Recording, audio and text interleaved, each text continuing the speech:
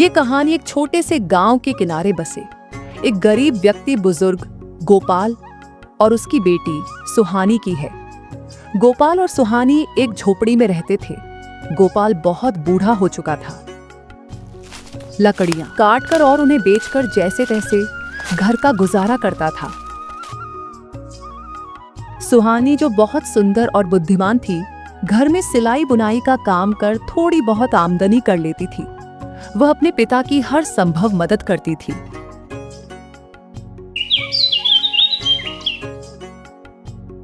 एक दिन सुबह सुबह गोपाल जंगल में लकड़ी काटने की तैयारी कर रहा था। सुहानी ने अपने पिता को रोकते हुए कहा, पिताजी, आप बहुत बूढ़े हो चुके हैं। मैंने आपसे कई बार कहा है कि अब आपको आराम की जरूरत है। जंगल में लकड़ी काटने जाना आपकी सेहत के लिए ठीक नहीं है। बेटा, अगर मैं लकड़ी काटने न जाऊं तो घर का खर्च कैसे चलेगा? और तुम्हारी शादी का इंतजाम भी तो करना है। इसके अलावा हमें साहूकार धर्मलाल का कर्ज भी चुकाना है। वह बहुत बेरहम इंसान है। अगर हम उसका कर्ज नहीं चुकाएंगे तो वह हमें बर्बाद कर देगा। पिताजी, भगवान हमारी मदद जरूर करेगा। आप चिंता न करें। मैं सिलाई का काम और तेजी से करूंगी ताकि हम जल्दी से जल्दी उस साहूकार का कर्ज चुका सकें। गोपाल बिना कुछ कहे जंगल में लकड़ी काटने के लिए निकल जाता है। सुहानी घर की ये हालत के बारे में सोचकर बहुत उदास हो जाती है। जब गोपाल घर लौट आया तब सुहानी गोपाल से पूछती है, पिताजी, आप किसी से थोड़े पैसे उधार लेकर उस सुदखोर के पैसे क्यों नहीं दे सकते? बेटी, इस हालत में हमारी कोई मदद नहीं करेगा और अपने रिश्तेदार में भी कोई पैसे वाला नहीं है जिससे हम पैसे उधार ले सकें। पर पिताजी, हमें कल तक पैसे का इंतजाम करने होगा।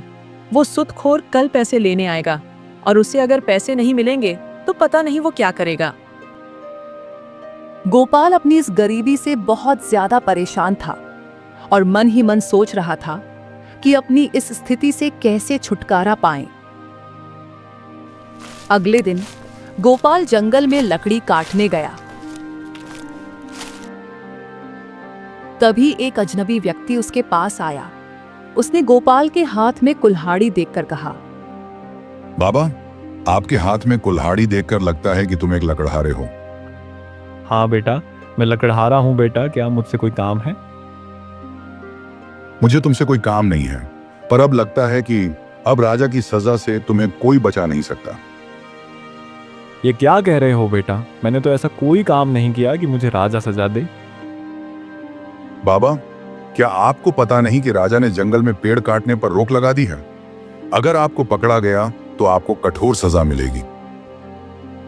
गोपाल ने कांपते हुए कहा, बेटा, मैं बूढ़ा और गरीब हूं।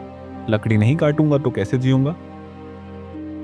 बाबा, अगर आप मुझे कुछ पैसे दे दें तो मैं राजा को आपके बारे में कुछ नहीं बताऊंगा। अनजान आदमी की बात सुनकर गोपाल अब बड़ी मुसीबत में पड़ गया था। बेटा, पैसा तो मेरे पास नहीं है। मैं तुम्हारे साथ राजा के पास चलने के लिए तैयार हूं। बाबा, तुम क्यों थोड़े से पैसे के लिए अपनी जान जोखिम में डाल रहे हो? गोपाल ने आंसुओं से भरी आंखों से कहा, पैसे? मेरे पास तो फूटी कौड़ी भी नहीं है। मैं तो अपनी बेटी की शादी और साहूकार का कर्ज चुकाने के लिए संघर्ष कर रहा हूं।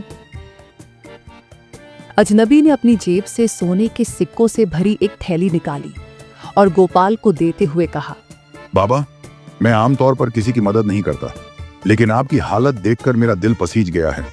इन सिक्कों से आप साहूकार का कर्ज चुका दें और अपनी बेटी की शादी का इंतजाम करें।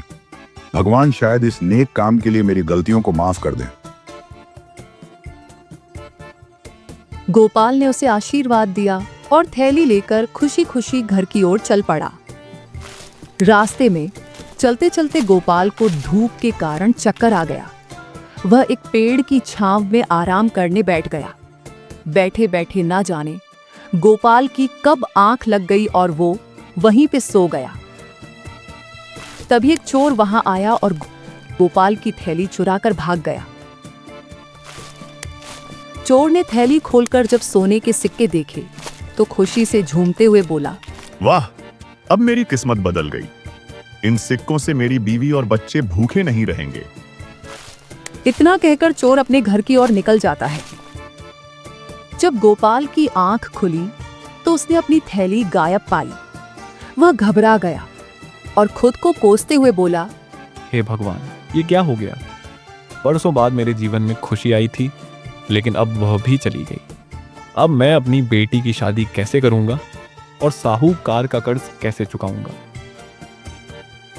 जब चोर घर पहुंचा और सिक्के अपनी पत्नी को दिखाए, आप ये सोने के सिक्के की पोटली कहाँ से लाए हो? तुम्हें क्या, मैं कहीं से भी लाया हूँ। नहीं, आप बताइए, क्या आप ये सिक्के कहीं से चोरी करके तो नहीं लाए? हाँ, मैं ये सिक्के एक बूढ़े आदमी से चोरी करके लाया हूँ।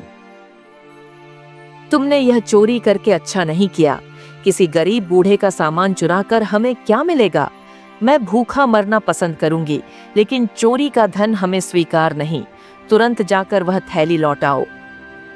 तुम क्या बात करती हो? मैं इतनी धूप में उसे कहाँ ढूंढता फिरूं अभी? मुझे कुछ नहीं पता, तुम ये पैसे उसे लौटा कर आओ अभी। ठीक है, मैं तुम्हें जानता हूं, तुम नहीं मानोगी। चोर को अपनी गलती का एहसास हुआ। उसने थैली लेकर गोपाल को ढूंढने का निश्चय किया। गोपाल निराश होकर अपने घर चला जाता है। घर पहुंचते ही सुहानी ने अपने पिता से पूछा, पिताजी, आज आपके घर आने में इतनी देर कैसे लग गई? आप इतनी देर कहाँ थे? गोपाल ने सुहानी को पूरी बात बताई। थोड़े समय बाद सुतखोर अपने पैसे लेने गोपाल के घर पहुंच गया। क्यों गोपाल, आज पैसे देने का दिन आ गया है, कहाँ हैं मेरे पैसे? मैं आपके पैसे आज लौटाने वाला था, पर किसी ने मेरे सोने के सिक्के चुरा लिए। क्या बोला? सोने के सिक्के चुरा लिया? पर तेरे पास सोने के सिक्के कहाँ से आएंगे? मैं मजाक नहीं कर रहा, थोड़ी देर पहले ही मेरे सोने के सिक्के की पोटली चोरी हो गई है। गोपाल, इतने बुढ़ापे में झूठ बोल के तुझे शर्म नहीं आती? गोपाल इसके बाद कुछ नहीं बोलता और सुतखोर बिना दया किए गोपाल को धमकी देते हुए कहता है, देख गोपाल, मैं थोड़े समय बाद वापस आऊंगा। अगर मुझे मेरे पैसे नहीं मिले तो तेरा ये घर और तेरी बेटी दोनों को मैं अपने पास रख लूंगा। इतना कहकर सुतखोर वहां से चला जाता है। गोपाल और सुहानी परेशान होने के कारण कुछ सोच नहीं पा रहे थे। फिर थोड़े समय के बाद गोपाल अपने घर से बाहर चला जाता है। थोड़े चलने के बाद गोपाल फिर से उसी पेड़ के पास पहुंच जाता है। गोपाल अपने आप को कोसते हुए कहता है, हे भगवान, काश मैं आज यहाँ पर सोया नहीं होता तो मेरा घर और मेरी बेटी दोनों को मैं बचा लेता। तुमने मेरे साथ इतना गलत कैसे होने दिया? इतनी देर में ही वो चोर गोपाल को ढूंढते ढूंढते वहां पहुंच जाता है और गोपाल की इस हालत को देख कहता है, बाबा, मुझे माफ कर दो। मैं लालच के चक्कर में आकर ये गलत कदम उठा बेटा। बेटा, तुम कौन हो और किस गलत कदम के बारे में बोल रहे हो? दरअसल मैंने ही आज तुम्हारे सोने के सिक्कों की पोटली चुराई थी। मुझे लगा तुम कोई पैसे वाले हो और मैं अपनी इस चोरी के लिए शर्मिंदा हूं। बेटा, अब माफी मत मांगो, तुम्हें अपनी गलती का एहसास हुआ, वही सबसे बड़ी बात है। बाबा, ये लीजिए आपके सोने की पोटली। गोपाल खुशी के मारे चोर से कहता है, शुक्रिया बेटा, ये सिक्के मुझे वापस न मिले होते तो पता नहीं मेरा जीवन यहाँ खत्म हो जाता। भगवान तुम्हें और तुम्हारे परिवार को खुश रखे। गोपाल ने थैली वापस पाकर चोर को माफ कर दिया और उसे आशीर्वाद दिया। गोपाल ने साहूकार का कर्ज चुकाने के लिए उसकी हवेली का रुख किया। धर्मलाल थैली देखकर हैरान था। मनोहर, तेरे पास इतने पैसे कहाँ से आए? ये मेरी मेहनत और भगवान की कृपा है। अब तुम्हें मेरा परिवार परेशान करने का कोई हक नहीं। धर्मलाल सिक्के लेकर चला गया, लेकिन गोपाल ने ठान लिया कि वह कभी फिर किसी के आगे झुकेगा नहीं। बचे हुए सोने के सिक्कों से गोपाल ने अपनी बेटी सुहानी की शादी धूमधाम से की। गांव में यह खबर तेजी से फैली कि गोपाल के जैसे ईमानदार और मेहनती व्यक्ति के साथ भगवान ने न्याय किया। इसके बाद गोपाल और सुहानी खुशी खुशी अपनी जिंदगी बिताने लगे।